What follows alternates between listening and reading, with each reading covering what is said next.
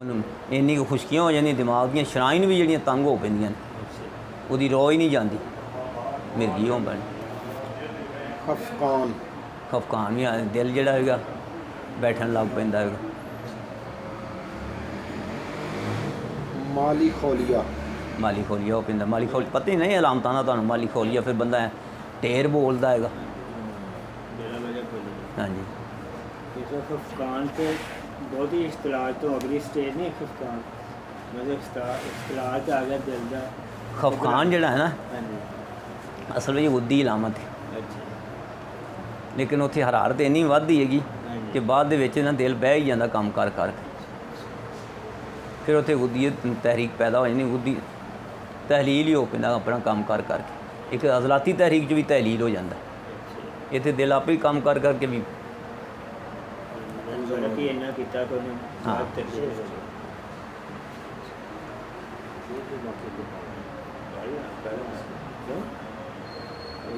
पढ़ो सारियां पढ़ दिया जी। लेकिन जब नबज़ अजीम हो यानी इसमें तूल अर्ज़ शरफ यानी बुलंदी तीनों हों तो इसमें अर्ज़ ज़्यादा होगा तो दमवी अमराज। अच्छा हुण उत्ते वेखो इत्थे नबज़ किहो जी सी, उत्ते बुलंदी तो होएगी, और की होएगा कवि होएगी ते लंबी भी होएगी। लंबी भी होएगी उत्ते ही होएगी ते कवि भी होएगी। फिर उन्होंने दसी कि 3 ਉਂਗਲਾਂ तक होंदी। ਉਂਗਲਾਂ तुसीं उस बंदे दियां वेखणियां ने, अपनियां नहीं वेखणियां। तुहाड़ियां ਉਂਗਲਾਂ पतलियां हो सकदियां, मोटियां हो सकदियां। उस बंदे की कलाई दे ना लचक भी आ जानी, नरमी आ जानी, लेकिन सुरत आ जानी। सुरत आनी है तो वो नरमी आनी, क्योंकि उन्हें तहलील कर देना, अगले नूं शरियान नूं तहलील वाले पासे लै जाना। इस वास्ते नबज़ दे विच सुरत आ जानी ते नाल नरमी आ जानी। सुलभ जिहड़ी होनी है वो इसे सुदावी ही होनी, अज़लाती गुद्दी च ही होनी सुलभ। नबज़ भी सुलभ होनी, कवि तो मुराद सुलभ भी है ते ठोकर भी इहदी मजबूत होंदी है। तो गुद्दी च ही होनी ना सुरत। तो दसन दिया ना जो वधी अगे चौथी थले गई तो अर्ज़ ज़्यादा होगा तो दमवी अमराज। हाँ अगर हुण है सन एक कवि भी है, अरीज़ भी है, तो उत्ते भी है, तो लंबी भी है। तो अरीज़ नहीं सी हैगी, उत्ते हैगी, कवि है तो लंबी है। जी अगर वो चौड़ाई में ज़्यादा है तो इसका मतलब खून ज़्यादा है, भरी हुई है, खून ज़्यादा, खून ने चौड़ी की ना, यदा मतलब खून ज़्यादा तो दम भी अमराज हो जाने, वो भावें ब्लीडिंग हो जाए या दिमाग वाले पास जाके दिमाग की शरियान फट जाए, फिशार और दम भी है। बुलंदी ज़्यादा होगी तो सुदावी, तूल ज़्यादा होगा। हाँ अगर बुलंदी ज़्यादा है तो उत्थे सख्ती भी ज़्यादा होगी, उत्थे सुदावी के अमराज ज़्यादा होंगे। सुदावी अमराज की होंगे, गैस भी होएगी, रियाज ज़्यादा हो जाएंगे, तो अकड़ाओ ज़्यादा आ जाएगा, जोड़ ज़्यादा अकड़ जाएंगे। तशन्नज वाले पासे भी जा सकता है, तशन्नज हालांकि अज़लाती सा भी है, तशन्नज कज़ाज़ वगैरह। इन्नी हड्डियां वो जो बाबा आया सी उहदे च हुण अज़लातीयत आई सी, जिहड़ी गल कीती पहले, इस तरह की अज़लातीयत वधदी जाएगी। तूल ज़्यादा होगा तो सफरावी अमराज होंगे। हाँ अगर तूल जिमें, क्योंकि तूल जिहड़ी लंबाई वधनी है वो हमेशा हरारत नाल वधदी है। तूल ज़्यादा होएगा नबज़ दा, 4 थले जाएगी तो सफरावी अमराज पैदा हो जाने। जैसे अर्ज़ ज़्यादा हो तो इश्क, माली खोलिया, दमवी नज़ला। ये हुण दसन दे कि लंबाई ज़्यादा होवे तो फिर की हुंदा है, इश्क। इश्क भी जिहड़ा तुहाडा की है अज़लाती गुद्दी है। समझ लग गई हुण तुहानूं पता लग गया आशिक बंदे दा की मिजाज हुंदा है, अज़लाती गुद्दी। दूसरा की दस्सिया माली खोलिया भी अज़लाती गुद्दी हुंदा है, अज़लाती साबी भी हुंदा है, अज़लाती गुद्दी आ यानी कि सुदावी है। दमवी नज़ला ज़ुकाम, दमी नज़ला ज़ुकाम हुंदा है, इहदे च खून भी आउण लग पैंदा है। नज़ला ज़ुकाम इन्ना होया नक साफ करदे आ खून भी आ पैंदा है, खुश्की भी हुंदी है लेकिन नाल खून भी आ पैंदा है। खुन्नाक दमवी। हाँ जी खुन्नाक दमवी। खन्नाक, खन्नाक की हुंदा है, ਇਹ गले बैठे सारे गलियां में ना ये गुदूद साढ़े फुल पेंदे। वर्म नफ्स दिमाग।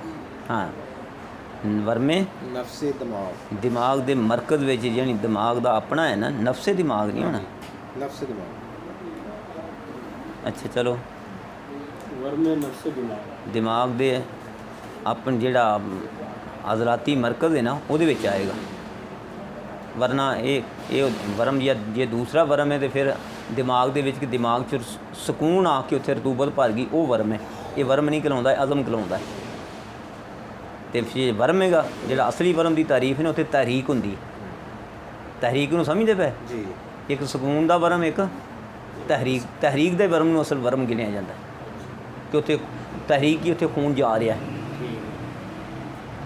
ਤੇ ਤਸਕੀਨ ਦਾ ਵਰਮ ਜਿਹੜਾ ਉਹਨੂੰ ਅਜ਼ਮ ਕਿਹਾ ਜਾਂਦਾ ਹੈ ਉਹ ਕੀ ਹੁੰਦਾ ਹੈ ਉੱਥੇ ਚੀਜ਼ ਖੂਨ ਪਹਿਲੇ ਪਹੁੰਚਿਆ ਜਮ੍ਹਾਂ ਹੋਇਆ ਪਿਆ ਫਿਰ ਰਤੂਬਤਾਂ ਜਮ੍ਹਾਂ ਹੋਈਆਂ ਤਾਂ ਉਹਦੀ ਵਜ੍ਹਾ ਨਾਲ ਫੁਲਾਓ ਆ ਗਿਆ ਮਸ਼ਕ ਫੁੱਲ ਗਈ ਹੈ ज़ातुर्रैया ਜ਼ਾਤੁਰਈਆ ਕੀ ਹੁੰਦੀ ਜ਼ਾਤੁਰਈਆ ਹਾਂ ਨਮੂਨੀਆ ਵੀ ਇਹਨੂੰ ਕਹਿ ਦਿੰਦੇ ਨੇ वर्म सदैन ਹਾਂ ਖਾਸ ਕਰਕੇ ਸੱਜੇ ਪਾਸੇ ਦਾ ਅਜ਼ਲਾਤੀ ਟਿਸ਼ੂ ਇੱਥੇ ਤਣੇ ਜਾਣੇ ਨੇ ਹਾਂਜੀ खफकान फिर आ गए खफकान कसरत तमस ਜਿਹੜਾ ਮੈਂਸਸ ਜਿਹੜੇ ਜ਼ਿਆਦਾ ਹੋਣ ਲੱਗ ਪੈਂਦੇ ਨੇ शरफ व तूल ज़्यादा हो तो हम ਸ਼ਰਫ ਵੀ ਜ਼ਿਆਦਾ ਹੋਵੇ ਨਬਜ਼ ਉੱਤੇ ਵੀ ਹੋਵੇ ਤੇ ਲੰਬਾਈ ਜੀ ਵੀ ਹੋਵੇ हाँ, तो हमा असबी ਹੁਮਾਏ असबी ਅਸਬੀ हाँ जी तपदिक दर्जा सोम वगैरह होंगे ਹੁਮਾਏ ਅਸਾਬੀ ਅੱਛਾ ਜੀ ਇਹ ਹੁਮਾਏ ਅਸਬੀ ਦਾ ਮਤਲਬ ਅਸਾਬ ਸਕੂਨ ਚੋਂ ਗਏ ਨੇ ਉੱਥੇ ਤੇ ਉੱਥੇ ਰਤੂਬਤਾਂ ਜਿਹੜੀਆਂ ਅਸਾਬ ਦੇ ਵਿੱਚ ਜਮ੍ਹਾਂ ਹੋ ਕੇ ਅਸਾਬ ਦੇ ਵਿੱਚ ਤਫਨ ਪੈਦਾ ਹੋ ਕੇ ਉਹ ਬੁਖਾਰ ਹੋ ਗਿਆ ਠੀਕ ਹੈ ਅਸਾਬੀ ਸਕੂਨ ਦਾ ਬੁਖਾਰ ਹੋਣਾ अगर नब्ज़ में तवालत आ जाए यानी 4 उंगलियों या सिर्फ तजावज़ करे तो इसका मतलब ये होगा कि हरारत बदस्तूर बढ़ रही है ਹਾਂ ਅਗਰ ਵੱਧਦੀ ਪਈ ਨਬਜ਼ ਚਾਹੋ ਤੇ ਚਾਹੋਂ ਤੋਂ ਵੀ ਵੱਧਦੀ ਪਈ ਤੇ ਮਤਲਬ ਰਾਤ ਸਵਰਾਬ ਪੈਦਾ ਹੋ ਰਿਹਾ ਗੁੱਦੀ ਵਾਲੇ ਪਾਸੇ ਜਾ ਰਹੀ ਲੇਕਿਨ ਗੁੱਦੀ ਵਾਲੀ ਫਿਰ ਮਸ਼ਰਫ ਨਹੀਂ ਲੈਣੀ ਨਬਜ਼ ਥੋੜੀ ਥੱਲੇ ਚਲੀ ਜਾਣੀ ਦਰਮਿਆਨ 'ਚ ਚਲੀ ਜਾਣੀ लेकिन नब्ज़ में शरफ होगा ਸ਼ਰਫ ਹੋਏਗਾ ਤੇ ਉਹ ਅਜ਼ਲਾਤੀ ਹੀ ਹੋਣਾ ਚਾਹੀਦਾ ਜਦੋਂ ਤੱਕ ਨਬਜ਼ ਉੱਤੇ ਆ ਅਜ਼ਲਾਤੀ ਭਾਵੇਂ ਚਾਹੋਂ ਚੱਲ ਚਲੀ ਜੇ ਭਾਵੇਂ ਅੱਗੇ ਵੱਧਦੀ ਇਹਦਾ ਮਤਲਬ ਉਹ ਸਫਰਾਬ ਵੱਧਦਾ ਪਿਆ ਜੇ ਸਫਰਾਬ ਪੂਰਾ ਹੋਇਆ ਨਹੀਂ ਜੇ ਸਫਰਾ ਵਾਲੀ ਕੈਫੀਅਤ ਨਹੀਂ ਹੋਈ ਨਹੀਂ ਤੇ ਉਹ ਉੱਥੇ ਫਿਰ ਨਬਜ਼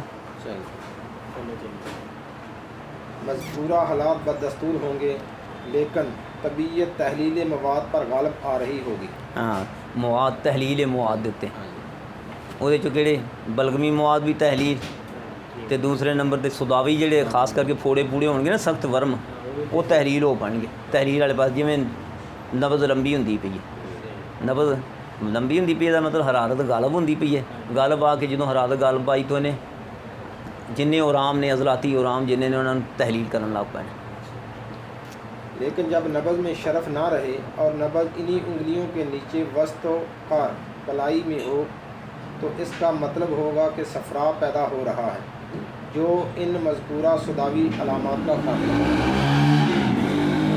ਨਬਜ਼ ਹੁਣ ਉੱਤੇ ਨਹੀਂ ਹੈਗੀ ਲੇਕਿਨ ਥੱਲੇ ਚਲੀ ਗਈ ਹੈ ਵਸਤ ਵਿੱਚ ਇਹਦਾ ਮਤਲਬ ਸਫਰਾ ਪੈਦਾ ਹੋ ਗਿਆ ਸਫਰਾ ਪੈਦਾ ਹੋ ਗਿਆ ਉਹਨੇ ਹੁਣ ਸੁਦਾਵੀ ਅਮਰਾਜ਼ ਨੂੰ ਦੂਰ ਕਰਨ ਲੱਗ ਪੈਣਾ ਜਿਹੜੀਆਂ ਤੁਹਾਡੀਆਂ ਦੂਸਰੀਆਂ ਜਿਹੜੀਆਂ ਸੁਦਾਵੀ ਅਲਾਮਤਾਂ ਸਨ ਨਾ ਬਲੀਡਿੰਗ ਫਲੀਡਿੰਗ ਜਾਂ ਤੁਹਾਡਾ ਭਾਵੇਂ ਖਫਕਾਨ ਵੀ ਸੀ ਜਾਂ ਭਾਵੇਂ ਤੁਹਾਡਾ ਆਪਣੇ ਮਾਲੀ ਖੋਲੀਆ ਸੀਗਾ ਜਿਹੜੇ ਸੁਦਾ ਦੀ ਵਜ੍ਹਾ ਨਾਲ ਹੋ ਰਿਹਾ ਉਹ ਖਤਮ ਹੋ ਪੈਣੇ ਬੇਟੇ ਉਧਰੋਂ ਸਕੂਨ ਆ ਪੈਣਾ ਜਿਹੜੀ ਬਲੀਡਿੰਗ ਕਸਰਤ ਨਾਲ ਹੁੰਦੀ ਪਈ ਸੀ ਉਹਨੇ ਥੋੜੀ ਦਰਦ ਨਾ ਹੋ ਕੇ ਫਿਰ ਰੁਕਣ ਲੱਗ ਪੈਣਾ ਜਦੋਂ ਰੁਕਣਾ ਹੈ ਤੇ ਉਦੋਂ ਪ੍ਰੈਸ਼ਰ ਉੱਥੇ ਕਿਉਂਕਿ ਤਬੀਅਤ ਦਾ ਰੁਝਾਨ ਤੇ ਹੈਗਾ ਇੱਧਰ ਜਾਣ ਨੂੰ ਉਹਨੇ ਰੋਕਣੀ ਹੈ ਤੇ ਉੱਥੇ ਪ੍ਰੈਸ਼ਰ ਬਣਨਾ ਉੱਥੇ ਤਣਾਅ ਆਉਣਾ ਦਰਦ ਵੀ ਮਹਿਸੂਸ ਹੋਣੀ ਫਿਰ ਬਲੀਡਿੰਗ ਜਦੋਂ ਗੁੱਦੀ ਤਹਿਰੀਕ 'ਚ ਹੁੰਦੀ ਫਿਰ ਉੱਥੇ ਦਰਦ ਮਹਿਸੂਸ ਹੋਇਆ ਕਰਦਾ